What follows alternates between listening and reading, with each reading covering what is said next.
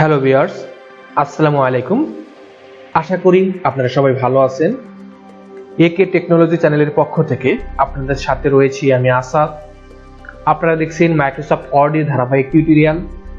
তো আজকের এই ভিডিওতে আমি ইনসার্ট ট্যাবের টেক্সট গ্রুপে ড্রপ ক্যাপ সম্পর্কে আলোচনা করব।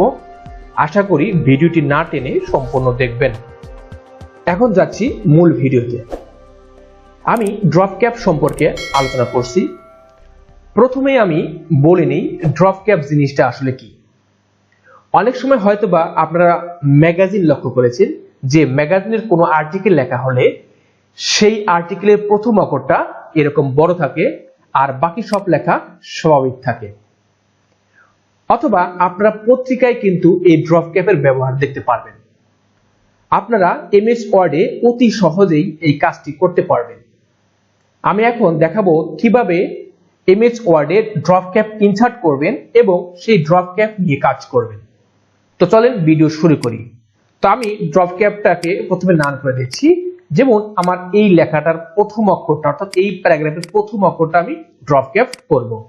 তো ড্রপ ক্যাপ করার জন্য আমাকে ইনসার্ট ট্যাবে যেতে হবে এবং এরপরে টেক্সট গ্রুপে এসে ড্রপ ক্যাপ নামে যে অপশনটা আছে এখানে ক্লিক করবেন।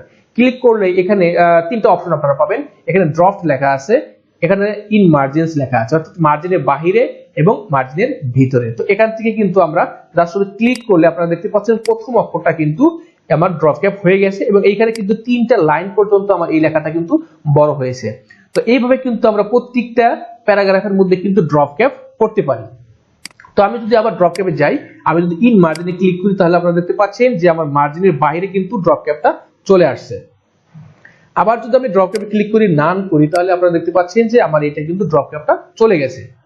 আচ্ছা, তো ড্রপ ক্যাপ আমি অপশনস নিয়ে একটু কথা বলবো। যেমন আমি ড্রপ ক্যাপে যাব, ড্রপ ক্যাপ অপশনসে ঢুকবো। ঢোকার পরে আমরা এইখানে একটা ডায়লগ বক্স দেখতে পাচ্ছি ড্রপ ক্যাপ।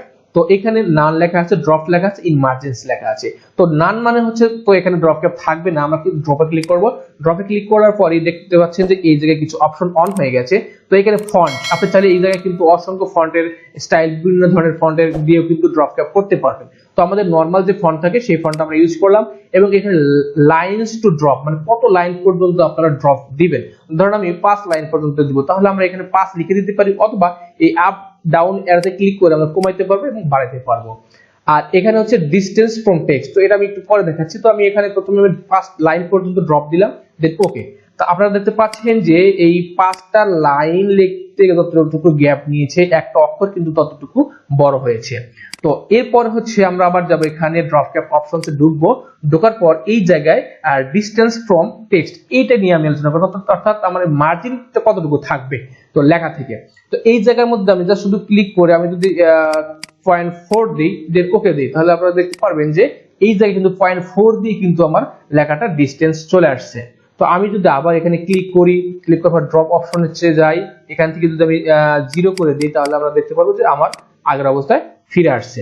তো এইভাবে কিন্তু আমরা ড্রপ ক্যাপটা ইউজ করব। এটা কিন্তু আপনি প্রত্যেকটা প্যারার ভিতরে কিন্তু ড্রপ করতে পারবেন। এটা আমি যদি মার্জিনের বাইরে দিতে পারি, মার্জিনের ভিতরে দিতে পারি, এভাবে প্রত্যেকটা প্যারাকে আপনারা কি করতে পারবেন, ড্রপ ক্যাপ করতে পারবেন এবং মডিফাই করতে পারবেন কি দিয়ে, এডিটিং করতে পারবেন কি দিয়ে, ড্রপ ক্যাপে ঢুকবেন, অপশনসে ঢুকবেন, এখান থেকে এই ডায়লগ বক্স থেকে আপনারা কি করতে পারবেন, মডিফাই করে নিতে পারবেন। তো এটা হচ্ছে ডিসটেন্স ফ্রম টেক্সট, টেক্সট থেকে কতটুকু ডিসটেন্স থাকবে এরকম করে প্রত্যেকটা প্যারার ভিতরে কিন্তু আমরা ডিসটেন্স দিয়ে দিতে পারি। এখানে 1 পয়েন্ট পর্যন্ত কিন্তু ডিসটেন্স আছে।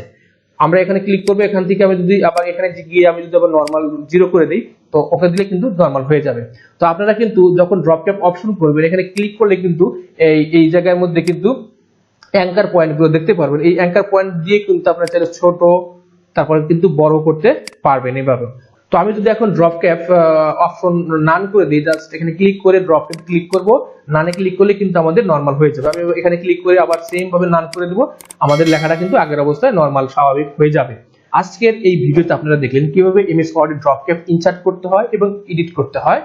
আশা করি এই ভিডিওটি আপনাদের কাজের ক্ষেত্রে অনেক উপকারে আসবে। তো আজকের মতো ক্লাস এই পর্যন্তই। সবাই ভালো থাকবেন, সুস্থ থাকবেন, খোদা হাফেজ।